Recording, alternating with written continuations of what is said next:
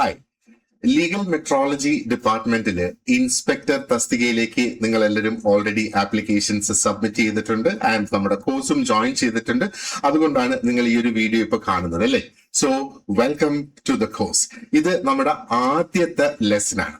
അപ്പോ സിലബസ് നമ്മൾ നോക്കുകയാണെന്നുണ്ടെങ്കിൽ സിലബസ് നമ്മൾ ഓൾറെഡി ഡിസ്കസ് ചെയ്തിട്ടുണ്ട്. അപ്പൊ സിലബസിൽ നോക്കുകയാണെങ്കിൽ പാർട്ട് 1-നെ 2 സെക്ഷൻസ് ആയിട്ട് ഡിവൈഡ് ചെയ്തിട്ടുണ്ട്. പാർട്ട് എയും പാർട്ട് ബിയും.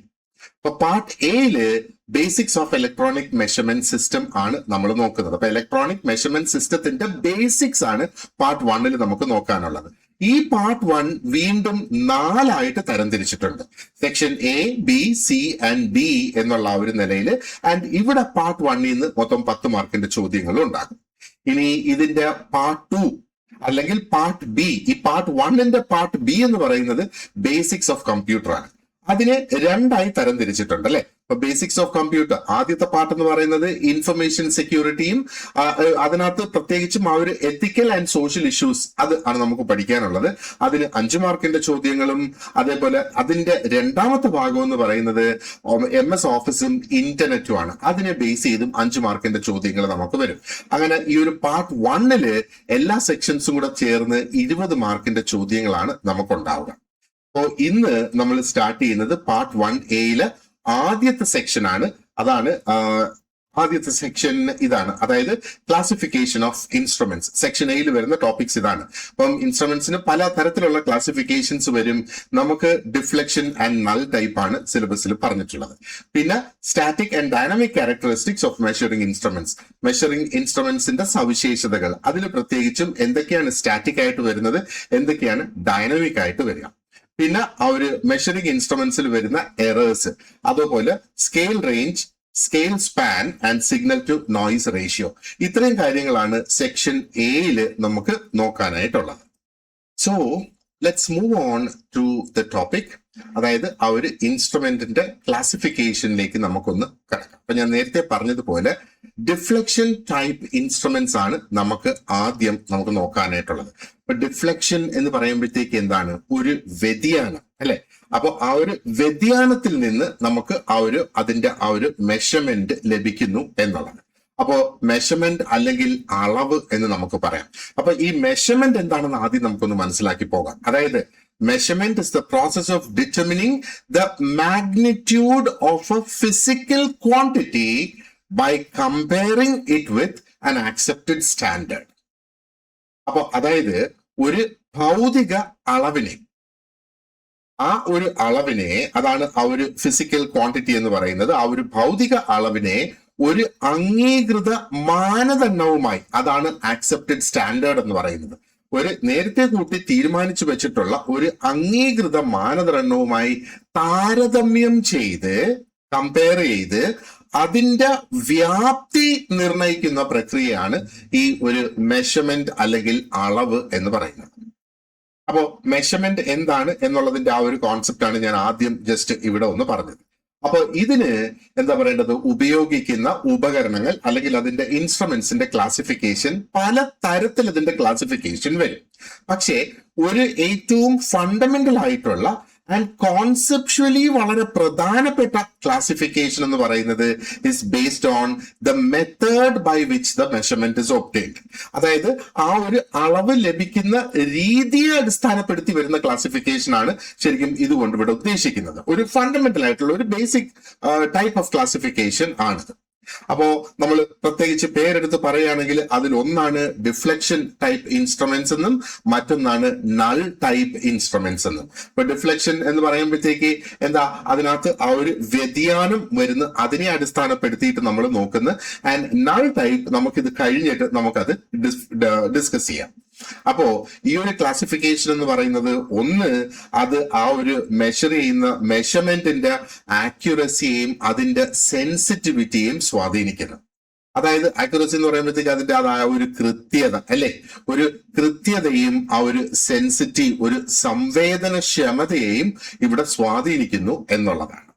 അതോടൊപ്പം തന്നെ ഇത് എന്താ പറയേണ്ടത്, ആ ഒരു നേച്ചർ ഓഫ് ഇന്ററാക്ഷൻ, ആ ഒരു ഇന്ററാക്ഷന്റെ ഒരു സ്വഭാവവും കൂടെ ഇവിടെ ഡിറ്റർമിൻ ചെയ്യാനായിട്ട് നമ്മളെ ഹെൽപ്പ് ചെയ്യുന്നു എന്നുള്ളതാണ്. അപ്പോ ഇവിടെ ആ ഒരു ഇന്ററാക്ഷൻ നടക്കുന്നത് ഇൻസ്ട്രുമെന്റും ആ ഒരു മെഷേർഡ് സിസ്റ്റവും തങ്ങളിലുള്ള ഇന്ററാക്ഷൻ ആണ് അല്ലെ.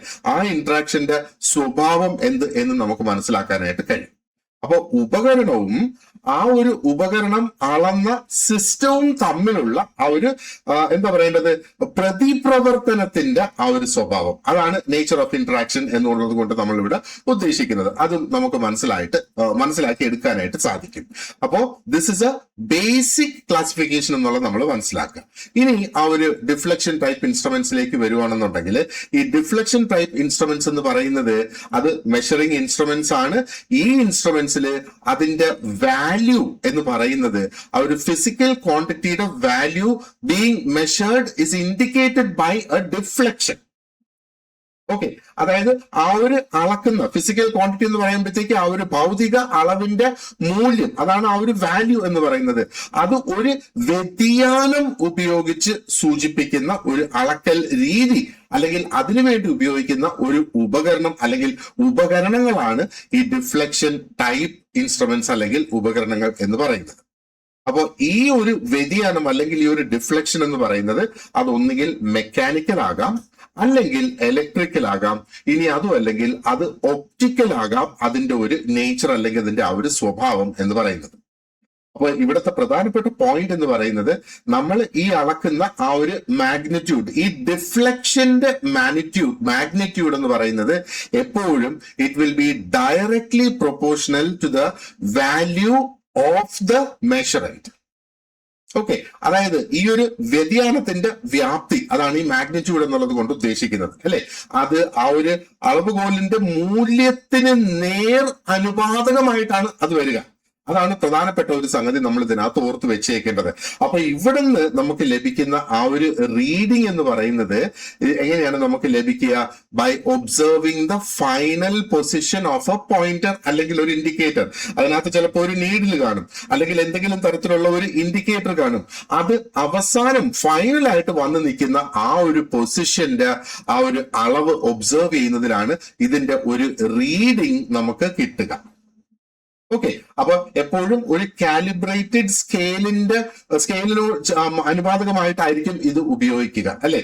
അതായത് കാലിബ്രേറ്റ് ചെയ്തിട്ടുള്ള ഒരു സ്കെയിലിൽ ചലിക്കുന്ന ഒരു പോയിന്റർ അല്ലെ, ചലിക്കുന്ന ആ മൂവിംഗ് പോയിന്റർ അല്ലെങ്കിൽ അതിന്റെ ആ ഒരു ഇൻഡിക്കേറ്റർ. ഓക്കെ, ആ ഒരു ഇൻഡിക്കേറ്റർ അതിന്റെ ആ ഒരു അന്തിമ സ്ഥാനം എവിടെയാണെന്ന് വരുന്നത്, അതായത് ആ ഫൈനൽ പൊസിഷൻ, അതാണ് അതിന്റെ അന്തിമ സ്ഥാനം എവിടെ വരുന്നു എന്നുള്ളതിനെ കണ്ട് അതിനെ നിരീക്ഷിച്ചാണ് അതിന്റെ റീഡിംഗ് ആയിട്ട് നമ്മൾ കണക്കാക്കുന്നത്. റീഡിംഗ് എന്ന് പറഞ്ഞാൽ എന്തുമാത്രം അവിടെ അത് ഡിഫ്ലക്ട് ചെയ്തു എന്നുള്ളതിനെ അവിടെ നോക്കുന്നു എന്നുള്ളത്. അപ്പൊ ഇവിടുത്തെ ഈ ഒരു ഇൻഡിക്കേഷൻ കണ്ടിന്യൂസ് ആയിട്ടുള്ള ഒരു ഇൻഡിക്കേഷൻ ആയിരിക്കും. അതായത് അതിൽ നിന്ന് നമ്മൾ മനസ്സിലാക്കേണ്ടതെന്ന് പറയുന്നത്, ഈ ഇൻസ്ട്രുമെന്റ്സിനെ സംബന്ധിച്ചിടത്തോളം അവര് ആ റുട്ടീനായിട്ട് നമ്മൾ നടത്തേണ്ടി വരുന്ന മെഷർമെന്റ്സിന് വളരെ ഫലപ്രദമായിട്ട് നമുക്ക് ഉപയോഗിക്കാനായിട്ട് സാധിക്കും എന്നുള്ളതാണ്. Because the indication is continuous. അത് ജസ്റ്റ് ഒന്ന് വന്നിട്ട് അങ്ങ് തിരിച്ചു പോവുകയല്ല ചെയ്യുന്നത്, അത് ഒരു പൊസിഷനിൽ എത്തിക്കഴിഞ്ഞാൽ ആ ഒരു പൊസിഷനിൽ അത് നിലനിൽക്കുകയാണ്. അതാണ് ഇൻഡിക്കേഷൻ ഇസ് കണ്ടിന്യൂസ് എന്നുള്ളത് കൊണ്ട് ഉദ്ദേശിക്കുന്നത്. ഇനി ഇത് ഓപ്പറേറ്റ് ചെയ്യുന്ന പ്രിൻസിപ്പിൾ എന്താണ് എന്ന് നമ്മൾ നോക്കുകയാണെങ്കിൽ, ഒന്ന് measurement based on direct deflection. രണ്ടാമത്തെ ഈ ഒരു point, no comparison or balance with standard is required. മൂന്നാമതൊന്ന്, കണ്ടിന്യൂസ് ഇൻഡിക്കേഷൻ നമുക്ക് ലഭിക്കും, ആ ഒരു മെഷേർഡ് ക്വാണ്ടിറ്റിയുടെ കണ്ടിന്യൂസ് ആയിട്ടുള്ള ഇൻഡിക്കേഷൻ നമുക്ക് ലഭിക്കും എന്നുള്ളതാണ്. അപ്പോ ഈ ഡിഫ്ലക്ഷൻ ടൈപ്പ് ഇൻസ്ട്രുമെന്റ്സിന്റെ ആ ഒരു വർക്കിംഗ് പ്രിൻസിപ്പിൾ നമ്മൾ നോക്കുകയാണെന്നുണ്ടെങ്കിൽ, ആ ഒരു ഡയറക്റ്റ് ഡിഫ്ലക്ഷനെ അടിസ്ഥാനപ്പെടുത്തിക്കൊണ്ട് തന്നെയാണ് അത് പ്രവർത്തിക്കുന്നത്. അതായത് ആ ഒരു ഇൻസ്ട്രുമെന്റ് നമ്മൾ ഒരു സർക്യൂട്ടിലോ അല്ലെങ്കിൽ ഒരു സിസ്റ്റത്തിലോ നമ്മൾ മെഷർ ചെയ്യാൻ ഉദ്ദേശിക്കുന്ന ഒരു സർക്യൂട്ട് അല്ലെങ്കിൽ ആ ഒരു സിസ്റ്റത്തില് അതിനെ കണക്ട് ചെയ്യുമ്പോ അതിനകത്ത് ഓൾറെഡി അത് മെഷർ ചെയ്ത ആ ക്വാണ്ടിറ്റി തന്നെ ഒരു ഡിഫ്ലക്ഷൻ ഫോഴ്സ് അവിടെ കൊണ്ടുവരും എന്നുള്ളതാണ്. It produces A deflection force. അതുകൊണ്ട് നമുക്ക് ഇത് മറ്റൊരു അൺനോൺ ക്വാണ്ടിറ്റിയുമായിട്ട് കമ്പയർ ചെയ്യുകയോ താരതമ്യം ചെയ്യുകയോ അതോ നേരത്തെ കൂട്ടി പ്രീസെറ്റ് ചെയ്തിട്ടുള്ള ഒരു സ്റ്റാൻഡേർഡുമായിട്ട് നമുക്ക് താരതമ്യം ചെയ്യേണ്ട ആവശ്യമില്ല. ആ ഒരു ബാലൻസ് കണ്ടീഷൻ എന്താണ് എന്ന് മനസ്സിലാക്കുന്നതിന് വേണ്ടിയിട്ട്. അപ്പൊ ഇതിൽ നിന്ന് മനസ്സിലാക്കേണ്ട ഒരുപക്ഷെ അവിടെ ഡിഫ്ലക്ഷൻ വന്നില്ല എങ്കിൽ മേ ബി അത് ഓൾറെഡി ബാലൻസ്ഡ് ആണ് എന്നുള്ളത് നമുക്ക് വേണമെങ്കിൽ മനസ്സിലാക്കാം. അപ്പൊ ഇത് ഈ ഒരു ഡയറക്റ്റ് ആക്ഷൻ ആയതുകൊണ്ട് തന്നെ ഇതിന്റെ മെഷർമെന്റ് എന്ന് പറയുന്നത് വളരെ വേഗത്തിൽ നടത്തി എടുക്കാനായിട്ട് നമുക്ക് സാധിക്കും. ആൻഡ് ഈ ഇൻസ്ട്രുമെന്റ് നേരത്തെ ഞാൻ പറഞ്ഞതുപോലെ കണ്ടിന്യൂസ് ആയിട്ടുള്ള ആ ഒരു ഡിഫ്ലക്ഷൻ അത് പ്രകടിപ്പിക്കുക എന്നുള്ളതാണ് ആ ഒരു മെഷർ ചെയ്ത ക്വാണ്ടിറ്റിയുടെ. അത് ജസ്റ്റ് ഒന്ന് കാണിച്ചിട്ട് അങ്ങ് തിരിച്ചു പോവുകയല്ല ചെയ്യുന്നത്. അത് ആ ഒരു ലെവലിൽ വന്നാൽ ആ ഒരു ലെവലിൽ അത് അവിടെ നിൽക്കും എന്നുള്ളതാണ് നമ്മൾ ഇതിൽ നിന്ന് മനസ്സിലാക്കേണ്ടത്. ഇനി അടുത്ത ഒരു പോയിന്റ് നമ്മൾ ഇവിടെ മനസ്സിലാക്കേണ്ടതെന്ന് പറയുന്നത് ഈ ഡിഫ്ലക്ഷൻ ഇൻസ്ട്രുമെന്റ്സിന് ആവശ്യമായിട്ടുള്ള അല്ലെങ്കിൽ എസെൻഷ്യൽ ആയിട്ടുള്ള ടോർക്ക് 3 ടൈപ്പ് ഇവിടെ വരും. ഡിഫ്ലക്ഷൻ ടോർക്ക് വരും, കൺട്രോളിംഗ് ടോർക്ക് വരും, ഡാമ്പിംഗ് ടോർക്ക് വരും. അപ്പോ ഓൾറെഡി ഈ ടോർക്ക് എന്താണ് എന്നുള്ളത് നമ്മൾ പഠിച്ചിട്ടുണ്ട് അല്ലെ. അപ്പൊ ജസ്റ്റ് ഒന്ന് ഓർമ്മിപ്പിക്കുന്നതിന് വേണ്ടിയിട്ട് ടോർക്ക് എന്ന് പറയുമ്പോഴത്തേക്ക് ആ ഒരു ടേണിംഗ് എഫക്റ്റ് ആണ് അല്ലെ, ഒരു ഫോഴ്സിന്റെ turning effect that is acting on A body about and access, അല്ലെങ്കിൽ അതിനൊരു പിവറ്റൽ പോയിന്റ് ഉണ്ടാകും. അപ്പോ ഒരു പിവറ്റൽ പോയിന്റ് നമ്മളിപ്പോ ആ ഒരു റീഡിംഗ് ഇൻസ്ട്രുമെന്റ്സിനെ തന്നെ നമ്മൾ നോക്കുകയാണെന്നുണ്ടെങ്കിൽ ഈ ഒരു ഫോഴ്സ് എന്ന് പറയുന്നത് എന്താണ്? ഇതാണ് ശരിക്കും ആ ഒരു എന്താ പറയേണ്ടത്, ആ ഒരു ഓബ്ജക്റ്റിനെ അല്ലെങ്കിൽ ഒരു ഇൻസ്ട്രുമെന്റിലുള്ള ആ ഒരു നീഡിലിനെ അങ്ങോട്ടും ഇങ്ങോട്ടും റൊട്ടേറ്റ് ചെയ്യുന്നതിന് വേണ്ടിയിട്ട് ഹെൽപ്പ് ചെയ്യുന്നത്. അപ്പൊ ടോർക്ക് എന്ന് പറയുമ്പോഴത്തേക്ക് അത് സ്ട്രെയിറ്റ് ലൈനിൽ മൂവ് ചെയ്യുന്നതിന് വേണ്ടി വരുന്ന ഒരു ഫോഴ്സ് അല്ല. ഇൻസ്റ്റെഡ് അത് വേണമെങ്കിൽ നമുക്ക് പറയാം ഒരു സെൻട്രൽ പോയിന്റിൽ നിന്നിട്ട് ആ പോയിന്റിന് ചുറ്റാകെ മൂവ് ചെയ്യുന്നതിന് വേണ്ടിയിട്ട് വരുന്ന ആ ഒരു ഫോഴ്സ് ആണ് ഈ ടോർക്ക് എന്ന് പറയുന്നത് അല്ലെ. അതുകൊണ്ടാണ് അതിനെ ആ ഒരു turning effect of A force എന്ന് നമ്മൾ പറയുന്നത്. റൈറ്റ്. അപ്പോ ഈ ടോർക്കുകൾ എന്തൊക്കെയാണ്? Deflecting torque, controlling torque and damping torque. ഇത് 3 അവിടെ വേണം.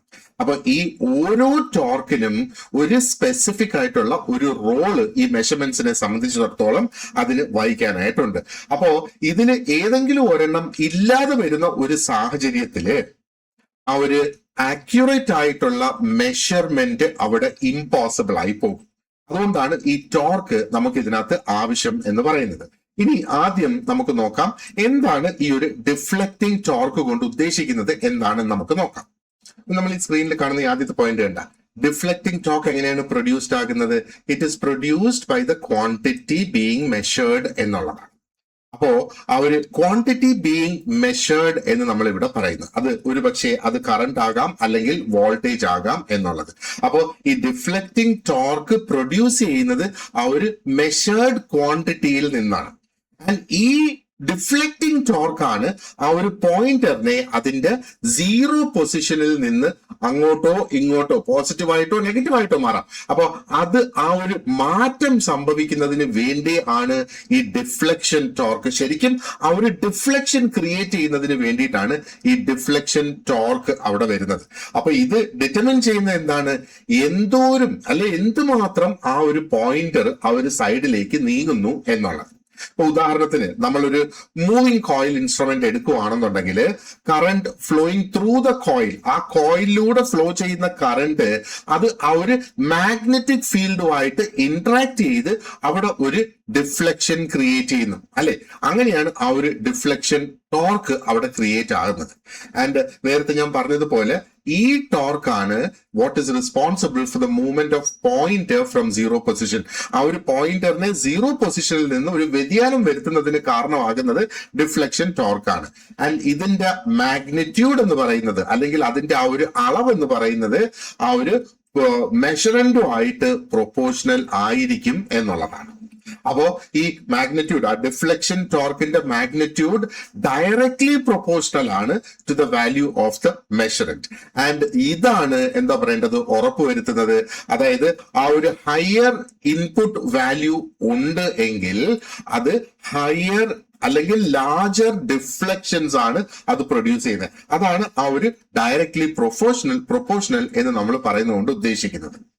ഇനി അടുത്തത് നമുക്ക് നോക്കാനുള്ളത് ആ ഒരു കൺട്രോളിംഗ് ടോർക്കാണ്.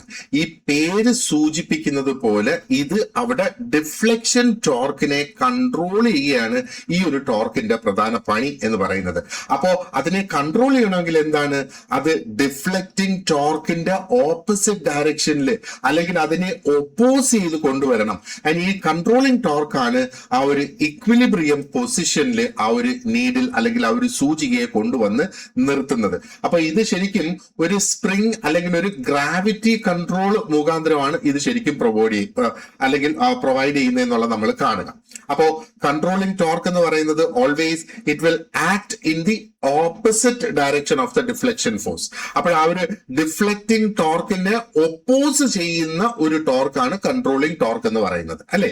അപ്പോ ഒപ്പോസ് ചെയ്യുക എന്ന് പറയുമ്പോഴത്തേക്ക് ആ ഒരു ഡിഫ്ലക്ഷൻ ടോർക്കിനെയാണ് ഇവിടെ ഒപ്പോസ് ചെയ്യുന്നത്. അപ്പൊ ഡിഫ്ലക്ഷൻ ടോർക്കാണ് ആ ഒരു മൂവ്മെന്റ് കോസ് ചെയ്യുന്നത്.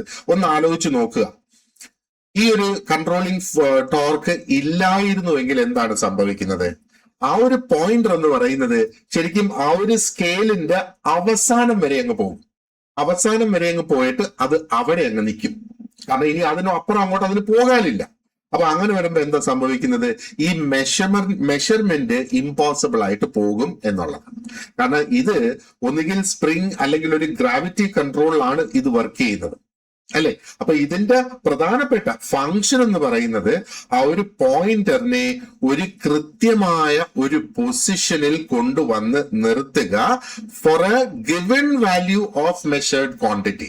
അപ്പൊ ഓൾറെഡി ആ ഒരു മെഷേർഡ് ക്വാണ്ടിറ്റിയുടെ ഒരു വാല്യൂ അവിടെ ഉണ്ട്, അതായത് ആ ഒരു ഇൻപുട്ട് വാല്യൂ ഉണ്ട്. ആ ഒരു ഇൻപുട്ട് വാല്യൂക്ക് ആനുപാതികമായിട്ടുള്ള ഒരു പോയിന്റിൽ എത്തി വേണം അത് നിൽക്കാനായിട്ട്. അപ്പോ അതായത് ഈ പോയിന്റർ മൂവ് ചെയ്യുന്ന അനുസരിച്ച് കൺട്രോളിംഗ് ടോർക്ക് ഇൻക്രീസ് ചെയ്തുകൊണ്ടേയിരിക്കും. അത് ഏത് പോയിന്റ് വരെ അത് ഇൻക്രീസ് ചെയ്യും? It will increase till such A point ആ ഒരു ഡിഫ്ലക്റ്റിംഗ് ടോർക്കുമായിട്ട് ഒരു ബാലൻസിങ് പൊസിഷനിൽ വരും. അപ്പോ ആ ഒരു പൊസിഷനിൽ ഡിഫ്ലക്റ്റിംഗ് ടോർക്കിന് കൺട്രോളിംഗ് ടോർക്കിനെ മറികടന്ന് അങ്ങോട്ടും പോകാൻ കഴിയില്ല. കൺട്രോളിംഗ് ടോർക്കിന് ഇനി ഡിഫ്ലക്റ്റിംഗ് ടോർക്കിനെ തള്ളി തിരിച്ചു കൊണ്ടുവരാനും സാധിക്കില്ല എന്നുള്ളതാണ്. അപ്പൊ യൂഷ്വലി ഞാൻ നേരത്തെ പറഞ്ഞതുപോലെ ഈ കൺട്രോളിംഗ് ടോർക്ക് പ്രൊവൈഡ് ചെയ്യുന്നത് ഒരു പക്ഷേ സ്പൈറൽ സ്പ്രിങ്സ് ഉപയോഗിച്ചിട്ടായിരിക്കാം, അല്ലെങ്കിൽ ഗ്രാവിറ്റി കൺട്രോൾ മെത്തേഡ്സ് എന്തെങ്കിലും ഉപയോഗിച്ചിട്ടായിരിക്കാം എന്നുള്ളതാണ്. ആൻഡ് ഈ ഒരു കൺട്രോളിംഗ് ടോർക്ക് തന്നെയാണ് ആ ഒരു പോയിന്റർ തിരിച്ച് സീറോയിൽ വരും എന്ന് ഉറപ്പ് വരുത്തുന്നതും. അതായത് ആ ഒരു മെഷേർഡ് ക്വാണ്ടിറ്റി റിമൂവ് ചെയ്യുമ്പോഴത്തേക്ക് അല്ലെങ്കിൽ നമ്മൾ ആ മെഷർമെന്റ് സ്റ്റോപ്പ് ചെയ്യുമ്പോൾ ആ ഒരു പോയിന്റർ വീണ്ടും അതിന്റെ എന്താ പറയേണ്ടത് ഐഡിൽ പൊസിഷൻ അല്ലെങ്കിൽ സീറോയിലേക്ക് തിരിച്ചു വരണം. അത് ഉറപ്പ് വരുത്തുന്നതും ഈ കൺട്രോളിംഗ് ടോർക്ക് തന്നെയാണ്, അല്ലെ? അപ്പൊ ഇപ്പൊ ഇത് രണ്ടും അതിന്റെ ഡിഫറൻസും ഈ രണ്ട് ടോർക്കും എന്താണ് എന്ന് നമുക്കിപ്പോ മനസ്സിലായിട്ടുണ്ടല്ലോ. ഇനി അടുത്തത് നമുക്ക് നോക്കാനുള്ളത് ഡാമ്പിംഗ് ടോർക്കാണ്. അപ്പൊ നമുക്ക് സ്ക്രീനിൽ കാണുന്നത് പോലെ ഡാമ്പിംഗ് ടോർക്ക് എന്താ ചെയ്യുന്നത്? It prevents oscillations of the pointer. Oscillation pointer ഇങ്ങനെ വരുന്ന ആ ഒരു നീഡിൽ, ഏതെങ്കിലും ഒരു ഇൻസ്ട്രുമെന്റിനകത്ത് വരുന്ന ആ ഒരു നീഡിലിനെ കുറിച്ച് ഒന്ന് ആലോചിച്ച് നോക്കുക. അപ്പൊ ആ ഒരു നീഡിൽ ഒരു പൊസിഷനിൽ വന്ന് നിൽക്കണം. അതിന് പകരം അത് അങ്ങോട്ടും ഇങ്ങോട്ടും അനങ്ങി നിന്ന് കഴിഞ്ഞാൽ നമുക്ക് മെഷർമെന്റ് ഭയങ്കര ഡിഫിക്കൽട്ട് ആയി പോകും. അപ്പോ അതിന്റെ ആ ഒരു ഓസിലേഷൻസ്, ഓസിലേറ്റ് ചെയ്യുന്ന ഒരു പെൻഡിൽ ഓസിലേറ്റ് ചെയ്യുന്നു, അല്ലെ? അത് അങ്ങോട്ടും ഇങ്ങോട്ടും പൊയ്ക്കൊണ്ടേയിരിക്കുന്നു. അത് പ്രിവെന്റ് ചെയ്ത് വളരെ സേഫ് ആയിട്ട് സ്റ്റഡി ആയിട്ട് ആ ഒരു പോയിന്റർ ഒരു വാല്യൂവിൽ വന്ന് നിൽക്കണം. അതിന് സഹായിക്കുന്നതാണ് ഈ ഡാമ്പിംഗ് ടോർക്ക് എന്ന് പറയുന്നത്. ഡാമ്പിംഗ് ടോർക്ക് ഉണ്ടെങ്കിൽ ക്വിക്ക് ആൻഡ് സ്റ്റഡി ആയിട്ടുള്ള റീഡിങ്സ് നമുക്ക് ലഭിക്കും എന്നുള്ളതാ. സ്റ്റഡി ആയിട്ടുള്ള റീഡിംഗ് ലഭിച്ചില്ലെങ്കിൽ എന്താ സംഭവിക്കുക? നമ്മൾ മെഷർ ചെയ്യുന്ന അല്ലെങ്കിൽ നമ്മൾ അതുപോലെ ഇന്റർപ്രറ്റ് ചെയ്യാൻ പോകുന്നതിനകത്ത് അതിന് വ്യത്യാസം വരും. ഒരു എന്താ പറയണ്ടത്, നമ്മൾ മെഷർ ചെയ്യുന്ന ആ ഒരു സംഗതിക്ക് ഒരു കുഴപ്പം ഇല്ല എങ്കിൽ അതിനൊരു കുഴപ്പമുള്ളതായിട്ട് നമ്മൾ അനുമാനിക്കും എന്നുള്ളതാണ്. അപ്പൊ ഈ ഒരു ഡാമ്പിംഗ് ടോർക്ക് ആബ്സെന്റ് ആകുന്ന സാഹചര്യം അല്ലെങ്കിൽ അത് ഇല്ലാതെ വരുന്ന ആ ഒരു സാഹചര്യത്തിൽ ആ ഒരു പോയിന്റർ ഓസിലേറ്റ് ചെയ്യും. അതിന്റെ ആ ഒരു ഫൈനൽ പൊസിഷൻ എവിടെയാണോ ആ ഒരു പൊസിഷന്റെ അടുത്ത് വന്നിട്ട് അതിങ്ങനെ ഓസിലേറ്റ് ചെയ്തുകൊണ്ടേയിരിക്കും. പക്ഷെ ഫൈനലി അതങ്ങ് ഒരു റെസ്റ്റ് പൊസിഷനിലേക്ക് വരും. മനസ്സിലായില്ലേ? ഈ ഒരു ഡാമ്പിംഗ് ടോർക്ക് ഇല്ലെങ്കിലും അത് ഒരു റെസ്റ്റ് പൊസിഷനിലേക്ക് വരും. പക്ഷേ വളരെയധികം സമയമെടുക്കും. ആൻഡ് പെട്ടെന്ന് ആ ഒരു റീഡിങ്ങിലേക്ക് എത്തുന്നത് നമുക്ക് ഡിഫിക്കൽട്ട് ആയിട്ട് വരും എന്നുള്ളതാണ്. അപ്പൊ ഇവിടെ ആ ക്വിക്കായിട്ട് സ്മൂത്ത് ആയിട്ട് ആ ഒരു പോയിന്റർ ആ ഒരു സ്റ്റഡി പൊസിഷനിൽ എത്തുക എന്നുള്ളതാണ് ഡാമ്പിംഗ് ടോർക്ക് കൊണ്ട് ഉദ്ദേശിക്കുന്നത്. ഓക്കെ, അപ്പൊ ഇത്രയും നമുക്കിപ്പോ മനസ്സിലായിട്ടുണ്ടല്ലോ. ഇനി നമുക്ക് അടുത്ത് നോക്കാനുള്ളത് എന്താണ് ഈ ഒരു സ്റ്റഡി സ്റ്റേറ്റ് കണ്ടീഷൻ എന്നുള്ളത് നമുക്കൊന്ന് മനസ്സിലാക്കാം. അപ്പം സ്റ്റഡി സ്റ്റേറ്റ് കണ്ടീഷൻ എന്ന് പറയുമ്പോഴത്തേക്ക് ആ ഒരു ഇൻസ്ട്രുമെന്റ് അതിന്റെ ആ ഒരു സ്റ്റഡി ആയിട്ടുള്ള കൃത്യമായിട്ടുള്ള ആ ഒരു അവസ്ഥയിലേക്ക് എത്തുന്നു. അത് എപ്പോഴാണ് ആ ഒരു അവസ്ഥയിലേക്ക് എത്തുന്നത്? നമ്മൾ ടോർക്കിന്റെ ടേംസിൽ നോക്കുകയാണെന്നുണ്ടെങ്കിലോ ആ ഒരു ഡിഫ്ലക്റ്റിംഗ് ടോർക്ക് ആൻഡ് ആ ഒരു കൺട്രോളിംഗ് ടോർക്ക് എന്ന് പറയുന്നത് എക്സാക്ട്ലി ഈക്വൽ ആയിരിക്കും ആ ഒരു സ്റ്റഡി സ്റ്റേറ്റ് കണ്ടീഷനിൽ. അപ്പൊ PSCക്ക് ഒരുപക്ഷെ നമ്മൾ വേണമെങ്കിൽ ചോദിക്കാം, ആ ഒരു സ്റ്റഡി സ്റ്റേറ്റ് കണ്ടീഷനിൽ what will be the difference between deflecting torque and controlling torque?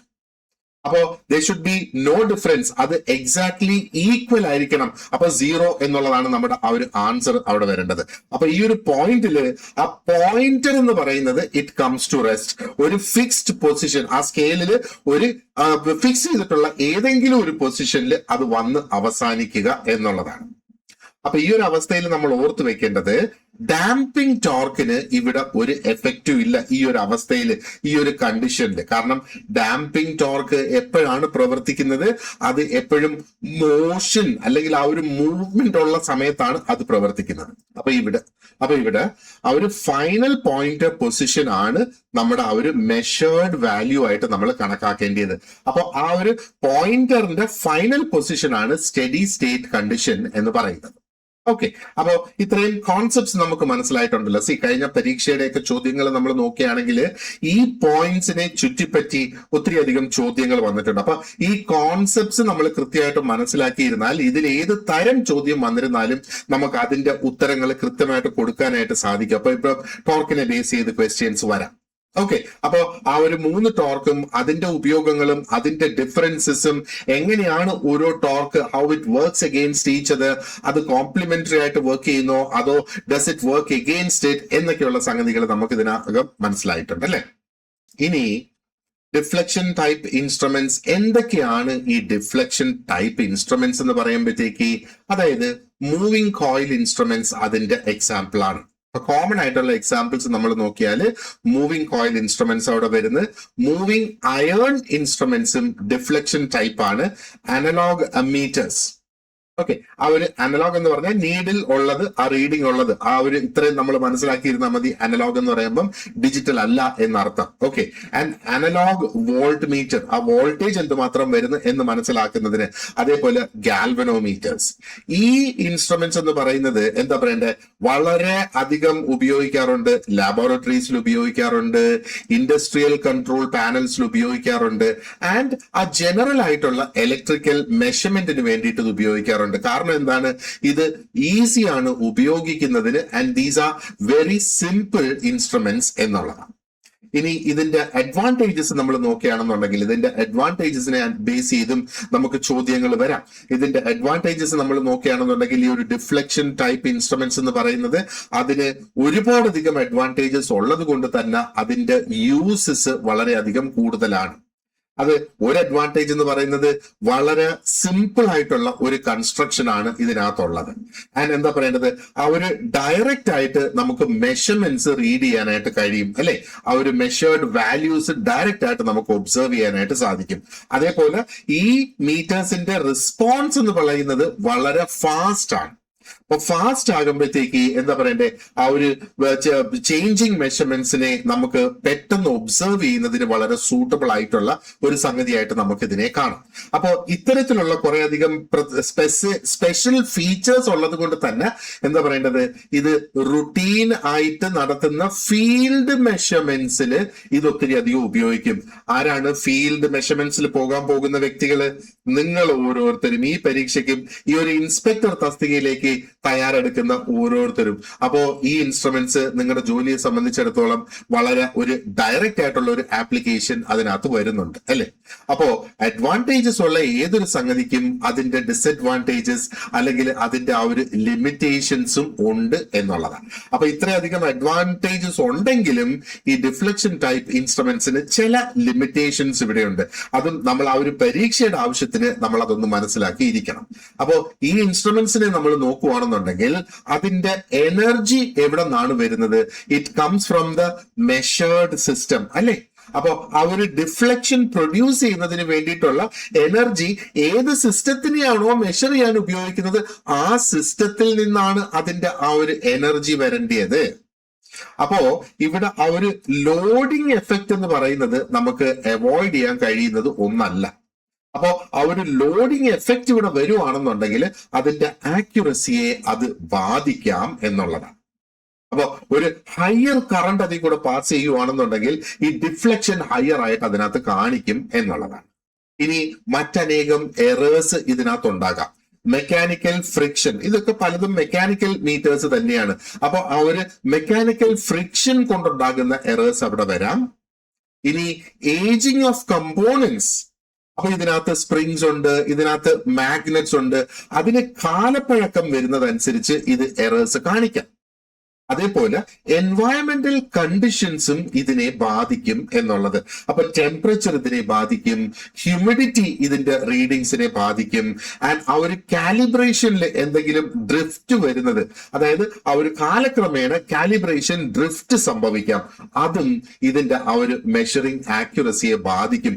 അത് ഇതിനകത്ത് വരുന്ന കോമൺ എറേഴ്സ് ആയിട്ട് വേണമെങ്കിൽ നമുക്ക് കാണാം. അപ്പോ ഇവിടെ ആവശ്യമായിട്ട് വരുന്ന ഒരു സംഗതി, ഒരു മെയിൻ്റെനൻസ് എന്ന നിലയിൽ റെഗുലർ ആയിട്ടുള്ള കാലിബ്രേഷൻ ഇവിടെ ആവശ്യമാണ്, ആ ഒരു ആക്യുറസി മെയിൻറ്റെയിൻ ചെയ്യുന്നതിന് വേണ്ടി. അപ്പോ ആ ഒരു കൃത്യത നിലനിർത്തുന്നതിന് വേണ്ടി കാലിബ്രേഷൻ റെഗുലർ ആയിട്ട് ചെയ്യണം. അപ്പൊ കാലിബ്രേഷൻ കൊണ്ട് നമ്മൾ ഉദ്ദേശിക്കുന്നത് എന്താണ്? ഒന്ന്, നമ്മൾ ചെക്ക് ചെയ്യുകയാണ് ആ ഒരു മെഷീൻ അല്ലെങ്കിൽ ആ ഒരു ടൂൾ, അല്ലെങ്കിൽ ഇവിടെ ഇപ്പൊ നമ്മൾ ആ ഒരു മീറ്ററിനെ തന്നെ ചെക്ക് ചെയ്ത് അതിന്റെ റീഡിങ്ങിൽ എന്തെങ്കിലുമൊക്കെ വ്യത്യാസം വരുന്നുണ്ടോ എന്നുള്ളത് ചെക്ക് ചെയ്തിട്ട് അതിനെ എപ്പോഴും അഡ്ജസ്റ്റ് ചെയ്ത് അതിന്റെ ആ ഒരു സ്റ്റാൻഡേർഡ് റീഡിങ്ങിൽ അപ്പൊ മെഷർമെന്റ് കറക്റ്റ് ചെയ്ത് നിർത്തുക എന്നുള്ളതാണ്. അപ്പോ നമുക്ക് സിമ്പിൾ വേർഡ്സിൽ പറയാനാണെങ്കിൽ ഒരു വെയിങ് മെഷീൻ ഒന്ന് ചിന്തിച്ചു നോക്കുക. നമ്മൾ വെയ് ചെയ്യുന്ന ഒരു മെഷീൻ, ഇറ്റ് ഷോസ് 2 kg.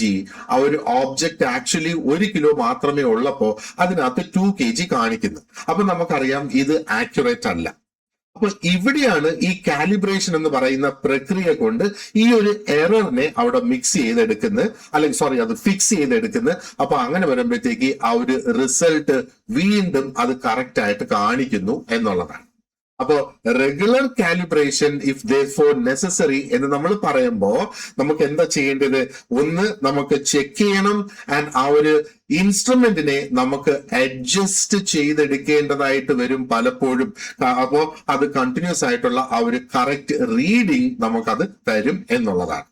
അപ്പോ ഒരു സിമ്പിൾ ആയിട്ടുള്ള ഒരു വേ ഓഫ് തിങ്കിങ് എന്ന് പറഞ്ഞാൽ കാലിബ്രേഷൻ എന്ന് പറയുമ്പോഴത്തേക്ക് അതിനെ നമ്മൾ വീണ്ടും പഴയപടി അല്ലെങ്കിൽ ഒറിജിനലി എന്താണ് ഉദ്ദേശിക്കുന്നത് ആ ഒരു രീതിയിലേക്ക് മാറ്റിക്കൊണ്ടുവരുന്ന ഒരു പ്രക്രിയയാണ് കാലിബ്രേഷൻ എന്ന് പറയുമ്പോൾ.